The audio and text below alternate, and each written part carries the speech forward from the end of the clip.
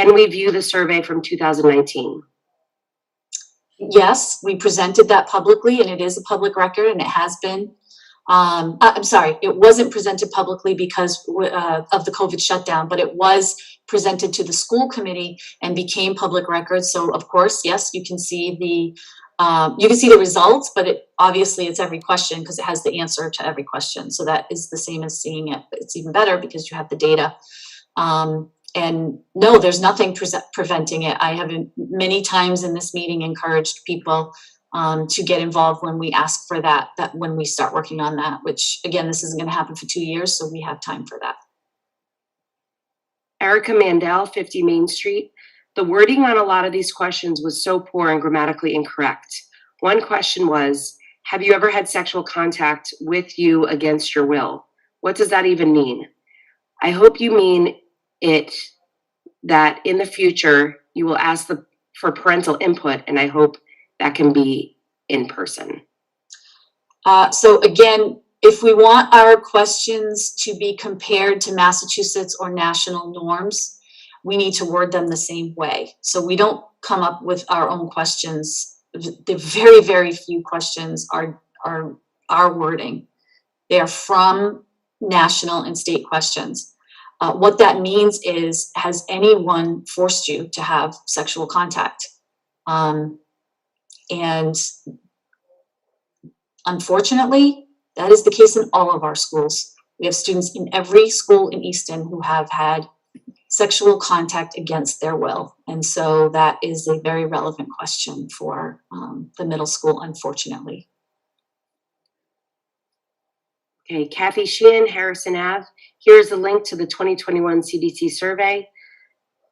So I've clicked on that link to the school committee, and I will send that to you. Again, why are you not able to provide a copy of EPS's survey? I will have to look at the link. I don't know what it is. I was told that they were not going to publish it, so I have to look at the link. Thank you for providing it. We cannot provide it because if we use the same questions next, this is like a master's degree course, statistics and data analysis. So I don't want to water it down for you, because I know that this can be a long conversation and I can't explain it to you, but it just invalidates our data. But parents can read it. I had someone in here today reading it. We have made it available to people since before it was given, and we've made it available every single time we've given it. So if you want to read it, please come and read it. We're happy to have you. Sarah Daigle, 31 Clark Hill Drive. A suggestion request regarding the youth health survey. Perhaps once the data comes in, it would be helpful to host a parent workshop or presentation so that parents can understand the data regarding various health issues facing our children. Written reports of data may not be read or understood, as well as more interactive presentation. These subjects are uncomfortable, but are so important for parents to understand. Thank you. You're exactly right. Actually, every presentation we've done has had a parent workshop in the evening, and we've brought counselors in case parents had any questions about it. Again, in 2019, we couldn't do it because of COVID-19. So, but you're right, and we do that. And so we hope that parents will attend, because of course we will once again invite you to be there. We've done it in the Oliver Ames Auditorium, and we will do that again. I just need to make sure that our data can be used this year, because we know a lot of parents clicked on the survey. And so let me just, the data analyst is looking over the information right now, and she's going to let us know if we can use the information. And if we can, we will do what we've always done, which is have a presentation in the Oliver Ames Auditorium for parents at night. And certainly we'll have professionals there if you have any questions or are looking for any resources at all. Andrea Pacat, 83 Short Street. Do you think it may be contradictory to validate the use of the data from this type of survey on risk-taking behavior and to express that the data shows our children are engaging in said dangerous behavior, but then invalidate a TikTok threat with the severity being school shooting?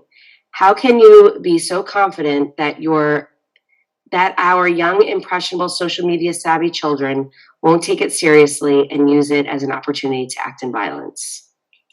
I'm not dismissing it. I said a little bit prior that we're going to have a police presence at the schools. That is absolutely the safest thing we can do, is have police present.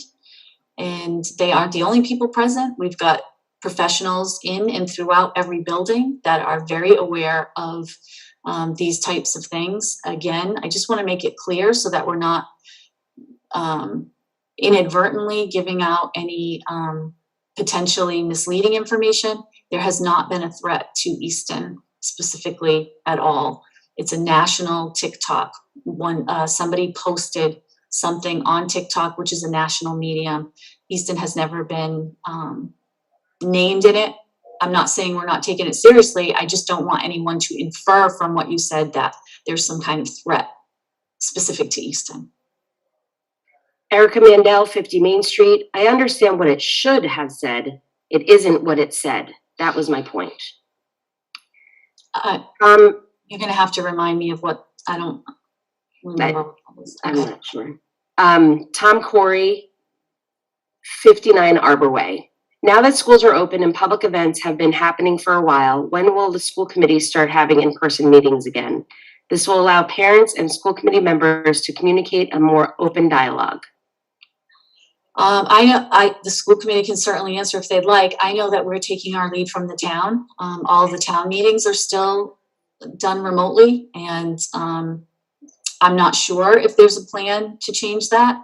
Sure, we're paying attention to that, and the school committee will have a decision to make once that does happen. That's the school committee's decision. So I don't know if you're asking the school committee. Certainly anybody can chime in if they would like. I was just going to say what you said. As of right now, all town committees and are meeting remotely. Okay. Holly Zakos, 29 Scotchdam Road, Southeastern. Why not call the survey what it is? A health, sex, and substance abuse survey. Also, what is preventing the school from posting last year's questions in the newsletter instead of having parents dig for it? Does the school have any idea how many kids who did not know those terms before the survey went up going and looking them up? Okay. I think most people are upset their kids'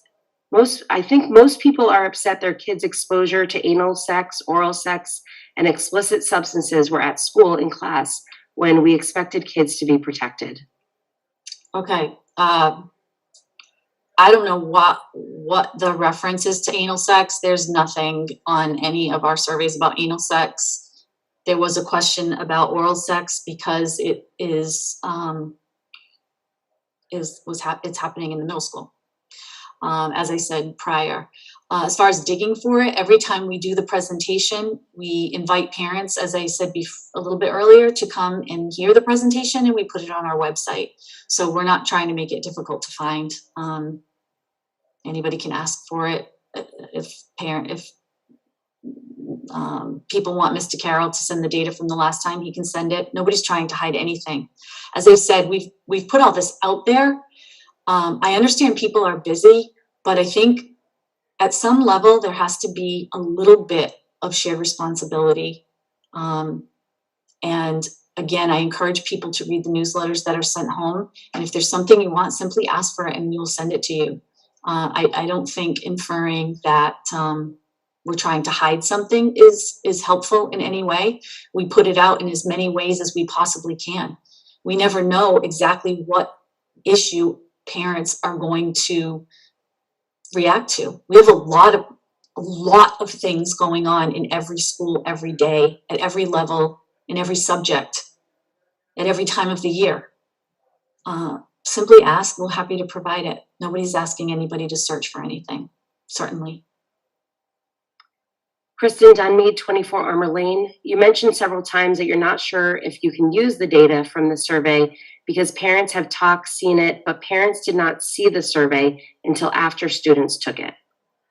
Correct. The data analyst said she wanted to look at the data because we have to make sure that there weren't double you know, if we had 450 students taking it and there are 500 responses, then it would mean that the data's been compromised. I don't know that that's the case. It might not be the case, but parents have reported that they took the survey. I don't know if they submitted the survey. We don't have any idea, because this just happened. And again, this is one of many things that we're working on a daily basis. So we're trying our best to figure out what's happening. But I don't have that answer yet because she hasn't responded to me yet. We'll get that to you as soon as humanly possible. Okay, you just answered this question, but I'm just going to read it, but you just answered it. It says, Zena Delaney, 14 Arthur Road. Why isn't the 2021 data published by the CDC compromised upon release, but Easton's is? So I think you just answered that. Holly Zakos, 29 Scotchdam Road. Why not post it then? This should be something that's completely open with parents. I make a motion to post it. And then, okay. I think I answered that also. Yeah. Kathy Sheehan, Harrison Avenue. Parents assume that this was a standard survey given by DESE. There is a reason why DESE does not provide the YRBS to middle school students. They only offer the YHS for middle school students. Please do not blame parents. Certainly not blaming parents. Right. Asking for a tiny bit of grace. We're certainly not blaming parents. The CDC is given to the middle school, and that's what we're using. Andrea Picotte, 83 Short Street. Now that health ed is starting at RO, will topics of sexual activity and types of drugs be in that curriculum? Is it in the middle school health ed curriculum? Because health may not be taken until third trimester for some seventh graders, would you consider in the future giving the survey after they've had bad health ed class so that they could have some baseline context for these questions? That is a great question. Excuse me. The test is in order to be compared to nation and the nations and the states' data, it needs to be done by the end of December. And so that's why we do it in December. We try to get as late in the year as we can. If we wait until, as you said, the last trimester, which makes sense. Now that's in the spring of the next year, and it isn't considered comparable to the data we get from the other places. And there was another question there. The curriculum. So we don't necessarily, because we're learning about different risk behaviors, like I said earlier about oral sex, it doesn't mean we're teaching that in class now. It just means we're trying to make sure our teachers get appropriate professional development if they're ever approached, so they know where to send students and how to contact parents and let them know, and to advise parents on how they can have conversations with their children or answer questions that they might have. So it's not a direct correlation that as soon as, just because there's a question on the test, it's taught in the school. That isn't how we do it, but it informs many of our decisions for professional development and parent resources and things that we purchase. These are all things that we've talked about at each of the public presentations we've done on these in the past. And so I would encourage people to attend that when we present this information. Talia Fulginetti, 78 Elm Street. Thank you for the thoughtfulness of the experts that were involved in administering the survey. I remember my shock when my own kids took the survey, so I can understand the worry. I learned that this survey was critical for securing funding for important funding and for identifying the issues that the schools need to focus on. Thank you. Holly Zakos, 29 Scotchdam Road. I think the outpouring of concern should make the school board consider a revision for how this survey is handled. As I've said, I just want to repeat in case Ms. Zakos wasn't here. I've said it many times in this meeting that we're always looking for parent feedback on how we can communicate this for the reasons, giving reasons for the questions that we're asking, talking about ways that we share information with parents. We always ask for input. People are busy. We understand that. I'm saying that we're going to ask for input again, and I hope people will participate. We're not trying to shut anybody out of the process. This is completely cooperative, and we're always welcoming of feedback. The only thing I've said in this meeting is that I respectfully request that the feedback is in the form of looking for answers and giving input, and not focused on personal attacks or conjecture.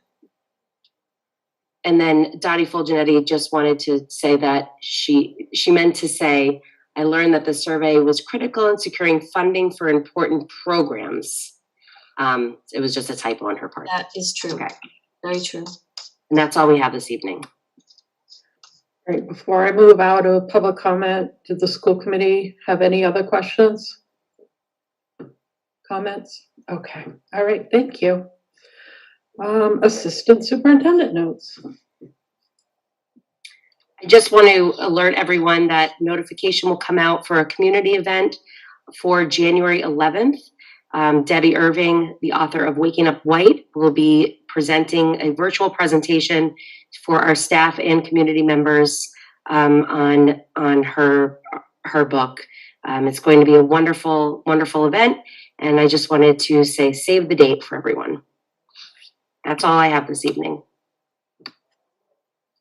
Thank you. All right, that is the end of our agenda. Just to go back, for anyone who came in late, we changed our January 6th meetings to January 13th. So our next school committee meeting will be January 13th, 2022. As weird as that is to say, at 5 o'clock. And can I get a motion to adjourn? Star, so moved. O'Neill, second. Okay, roll call vote. O'Neill, yes. Durance, yes. Uga, yes. Wiseman, yes. Star, yes. All right, thank you, everybody. Have a Happy good night. holidays, everyone. Happy holidays. Bye. Thank you. Good night.